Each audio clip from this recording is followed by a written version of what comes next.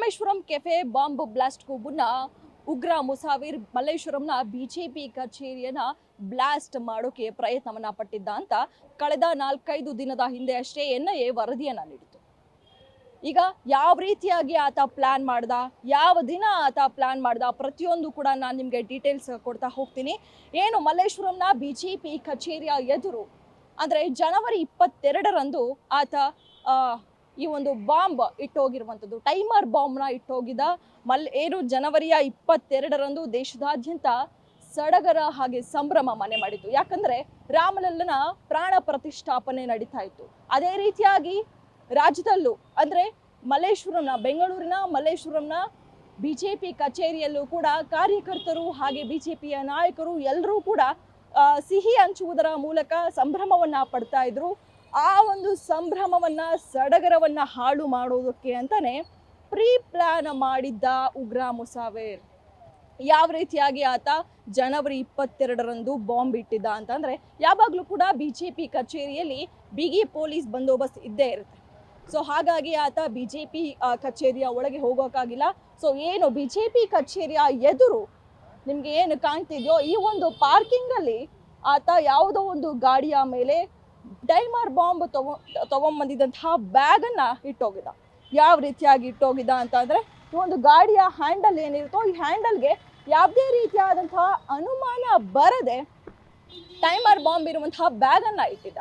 ಯಾವ ರೀತಿ ಅಂದ್ರೆ, ಮೊದಲಿಗೆನೆ ಆತ ಇಲ್ಲಿಗೆ ಬರೋಕ್ಕೂ ಮುಂಚೆ ಮಾರ್ಕೆಟಲ್ಲಿ ಸೊಪ್ಪುಗಳಾಗಿರ್ಬೋದು ಹಾಗೆ ತರಕಾರಿಗಳನ್ನ ಖರೀದಿಸಿ ಟೈಮರ್ ಬಾಂಬ್ ಇರುವಂತಹ ಬ್ಯಾಗಲ್ಲಿ ಕಾಡೋ ಥರ ಸೊಪ್ಪುಗಳನ್ನ ಇಟ್ಟಿದ್ದ ಅಂತ ಈಗ ಮಾಹಿತಿ ಲಭ್ಯವಾಗಿರುವಂಥದ್ದು.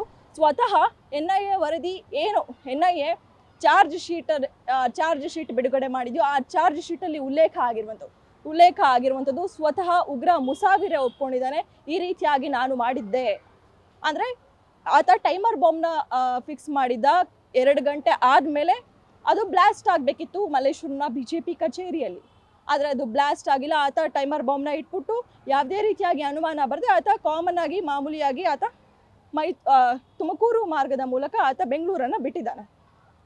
ಸೊ ಏನು 2 ಗಂಟೆ ಆದಮೇಲೂ ಕೂಡ ಬ್ಲಾಸ್ಟ್ ಆಗಿಲ್ವೋ ಅವಾಗ ಆತ ಗೂಗಲ್ ಸರ್ಚ್ ಆಗಿರ್ಬೋದು ಹಾಗೆ ಇತರೆ ನ್ಯೂಸ್ ಚಾನೆಲ್ಗಳಾಗಿರ್ಬೋದು ಎಲ್ಲದರಲ್ಲೂ ಕೂಡ ಹುಡುಕಾಡಿದ್ದಾನೆ. ಯಾಕೆ ಬ್ಲಾಸ್ಟ್ ಆಗಿರೋದು ಇನ್ನೂ ಕೂಡ ನ್ಯೂಸ್ ಚಾನೆಲ್ಗಳಲ್ಲಿ ತೋರಿಸಿಲ್ಲ, ಹಾಗಾದರೆ ಬ್ಲಾಸ್ಟ್ ಆಗಿದೆಯಾ ಇಲ್ವಾ ಅಂತ ಎಲ್ಲವನ್ನ ಕೂಡ ವಿಚಾರಣೆಯನ್ನ ಮಾಡಿಕೊಂಡು ಆತ ಮರುದಿನ ಇದೇ ಬಿಜೆಪಿ ಕಚೇರಿ ಎದುರು ಅದೇ ಯಾವ ಒಂದು ಬೈಕ್ನಲ್ಲಿ ಟೈಮರ್ ಬಾಂಬ್ ಇಟ್ಟಿದ್ದಂತಹ ಬ್ಯಾಗ್ ಇಟ್ಟಿದ್ನೋ ಆ ಒಂದು ಬೈಕ್ನ ಹುಡ್ಕೊಂಡು ಬಂದಿದ್ದಾನೆ.